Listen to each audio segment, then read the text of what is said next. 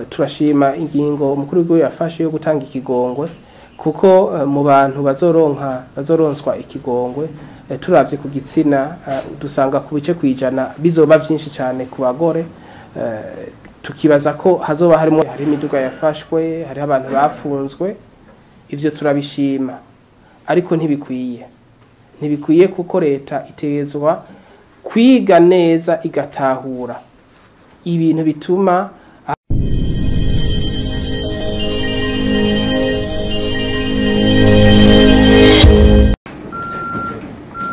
itangazo ry'umugwi w'igihugu wigenga ujeje watekazi na muntu CNIDH kwihimbazwa ry'imyaka 35 irangiye hemejwe amasezerano mpuzamakungu y'agateka k'umwana. Umugwi w'igihugu wigenga ujeje watekazi na muntu CNIDH urifatanije n'abandi bose bakorera mu gisata c'agateka kazi na muntu kw'isi yose mu guhimbaza ku ncuro ya 35 umunsi wahariwe amasezerano mpuzamakungu y'agateka k'umwana wama uhimbazwa ku igenekerezo rya 20 Munyonyo buri mwaka. Icivugo cy'uyu mwaka ni turabe kazoza dukingira agateka k'umwana. Amasezerano mpuzamakungu y'agateka k'umwana yemejwe kuwa 20 Munyonyo 1989.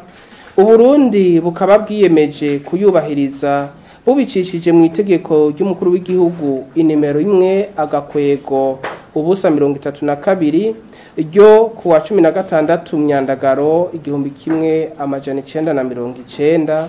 Hasigaye imisi mike ngo rishigwe mu ngiro kuwa 2 Nyakanga 1990.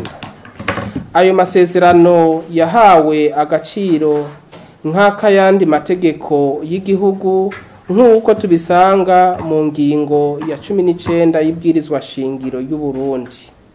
Ni kimenyetso kigaragaza utwigoro igihugu cy'u Burundi gikora mu ntumbero yo gukingira agateka k'umwana hisunzwe ibitegekanijwe n'ayo masezerano mpuzamakungu.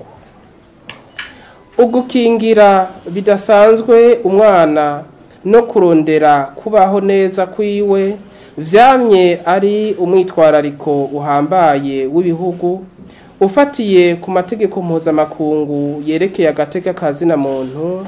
Nk'akarorero itangazo ry'i Geneve ryo mu 1924 ryerekeye agateka k'umwana, itangazo ry'agateka k'umwana ryagizwe n'inama ya bose ya ONU kuwa 20 Munyonyo 1959, itangazo ry'agateka ka kiremwa muntu kw'isi ryo kuwa 10 Kigarama 1948, amasezerano mpuzamakungu yerekeye kwishira no kwizana kw'abantu yo kuwa 16 Kigarama umwaka w'1966 cyane cyane mu ngingo zayo za 23 na 24, amasezerano mpuzamakungu yerekeye ubutunzi, imibano n'imigenzo kama cyane cyane mu ngingo yayo ya 10 hamwe n'ibindi. Inyuma y'imyaka 35 hemejwe amasezerano mpuzamakungu y'agateka k'umwana, kubahiriza agateka biracari umwitwarariko muri Afrika mbere no mu Burundi. Guhimbaza uyu munsi nakaryo ko gukebura inzego za leta n'abigenga, abarundi n'abanyamahanga gukomeza kwerekana ishaka ridasanzwe mu gukingira agateka k'abana mu ntumbero yo gutegura kazoza keza kabazodukorera mu ngata bijunja n'ijambo. Mu gisata cyo gukingira agateka k'umwana, umugwi w'igihugu CNIDH urabona ko intambwe y'ivyaranguwe ishemeye. Nk'akarorero leta iravura ku buntu abana batarashikana imyaka 5 kugira abana babeho neza kandi bakingigwe. Leta y'u Burundi irabaronsa incanco zikenewe mu gihugu cyose. mu ntumbero yo guhimiriza abenegihugu gufasha mu iterambere ry'indero y'abana. Leta yarashinze amakomite yo gukingira abana ku rwego rw'igihugu, urw'intara, rwa komine no ku mitumba. Umugwi w'igihugu CNIDH urashima ingingo ya leta y'u Burundi yo kwigisha abana ku buntu mu mashuri shingiro, kubagaburira abo banyeshuri mu gihe bikenewe no guhimiriza abana b'abatwa kwiga neza kugira ngo baronse amanota basabwe bace baronka akarusho ko kwiga bari mu ndaro ku buntu. Umugwi w'igihugu CNIDH uremeza neza ko leta yashize mu ngiro umugambi wo kwigisha kudakumira kugira ngo abagendana ubumuga bose bige, na cane cane abatabona, abatumva, abadatambuka neza n'abafise ubundi bumuga, tutibagiye n'abanyamwema. Naho biri uko rero nta barimu b'abahinga n'ibikoresho vyabigenewe biraboneka. Umugwi w'igihugu CNIDH ubona ko ivyo vyaranguwe bigaragaza ishaka ry'igihugu c'u Burundi mu gukingira agateka k'abana uhereye kwiyemezwa ry'amasezerano mpuzamakungu yerekeye agateka k'abana ku isi no muri Afrika, ari mu ibwirizwa shingiro ry'u Burundi biciye ku ngingo yaryo ya 19. Umugwi w'igihugu CNIDH urashima ko ubutungane bwihutisha guca imanza z'abana bafitaniye amatati n'amategeko, naho bicibonekeza ko hari uguteba mu kubashikana mu bigo vy'igororero biri mu ntara za Ngozi, Rumonge na Ruyigi. Naho hari ivyateye imbere, umugwi w'igihugu CNIDH ubona ko hakiri utunenge mu gisata cyo gukingira agateka k'abana. Twovuga nk'abakobwa batwara inda batifuje, ikibazo c'abana bo mwibarabara cabaye akayobera abahinga mu gihugu, abafata ibiyayuramutwe, amashuri usanga ari kure mu bice bimwe bimwe vy'igihugu, hamwe n'imyuzurira ituma amashuri amwe y'ubugara, abana baja kurobera,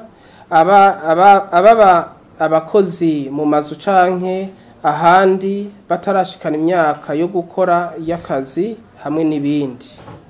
Akanovera k'inyigisho karabangamiwe n'ibikoresho nyuganirabumenyi bidakwiye, ibirasi bidashemeye, hamwe n'abanyeshuri benshi cane ku buryo bicaranako.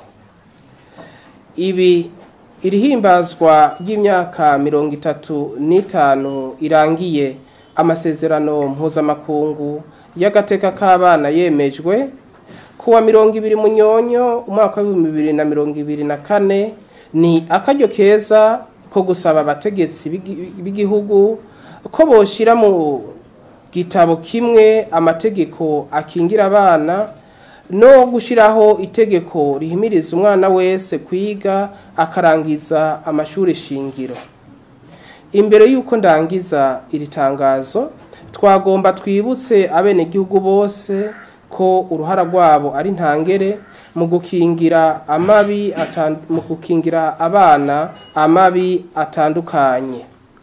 Ikindi nuko umwe wese ategerezwa gufasha kurwanya urudandazo rw'abana rujaniranya abakuze n'abana, na cane cane mu mbibe duhana n'ibihugu bibanyi. Mu kurangiza, umugwi w'igihugu wigenga CNIDH urasavye leta y'u Burundi kongereza kandi uburyo ishira mu gisata c'inyigisho, gukwiragiza ya mashuri y'akarorero, kwigisha abahinga karuhariwe bo gufasha mu bisata vy'amashuri adakumira abana bagendana ubumuga, gushiraho itegeko rituma abana bose kwiga kandi bagaheza amashuri shingiro ryiyongera ku ngingo yo kwiga ku buntu, kubandanya hafatwa ingingo zo kwitaho ku buryo bwihariye abana bafise ingorane, kuronsa amashuri abarimu bakwiye, no kuguma yubahiriza amasezerano mpuzamakungu n'ay'akarere yubahiriza agateka kazina muntu. Ingingo zose leta ifatwa itegeza kuzifata ibanje kuraba ineza y'abana ahariho hose. Ni ukuvuga ko nk'abantu bose bagize urudandazo rw'abana, abashoboye gufatwa CNIDH yarashoboye gukurikirana bamwe turabona ko imanza zaciwe, hari imiduga yafashwe, hari abantu bafunzwe, ivyo turabishima, ariko ntibikwiye kuko leta itegezwa kwiga neza igatahura ibintu bituma abana bava mu mihana iwabo bakaja gukora ahandi canke bakaja mu bihugu bibanyi, kugira ngo ingingo izofatwa izobe ari ingingo itanga umuti urama.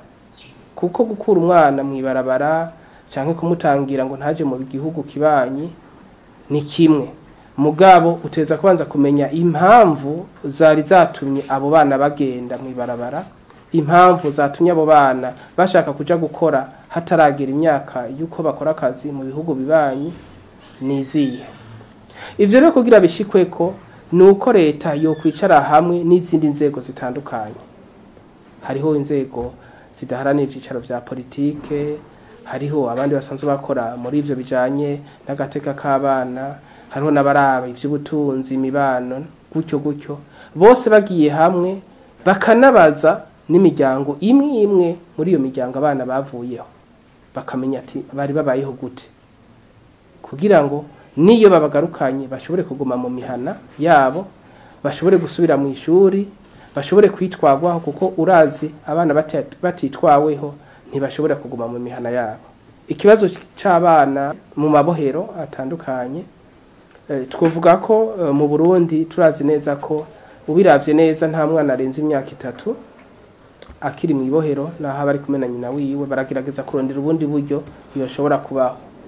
Ariko rero twe tukavuga tuti n'ubundi bosubira bakiga neza, bakavugana n'izindi nzego zitandukanye, botora uburyo atamwana yoba mu ibohero, kuko murazi ko umwana atacaha akora,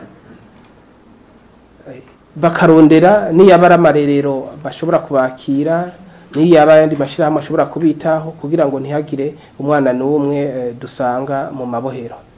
Ikindi naco turashima ingingo umukuru w'igihugu yafashe yo gutanga ikigongwe, kuko mu bantu bazoronswa ikigongwe turavye ku gitsina dusanga ku bice kwijana bizoba vyinshi cyane ku bagore, tukibaza ko hazoba harimo nabo bagore basanzwe bafise abana, bikazoca bifasha kugira ngo ico kibazo gitore umuti. Murakoze.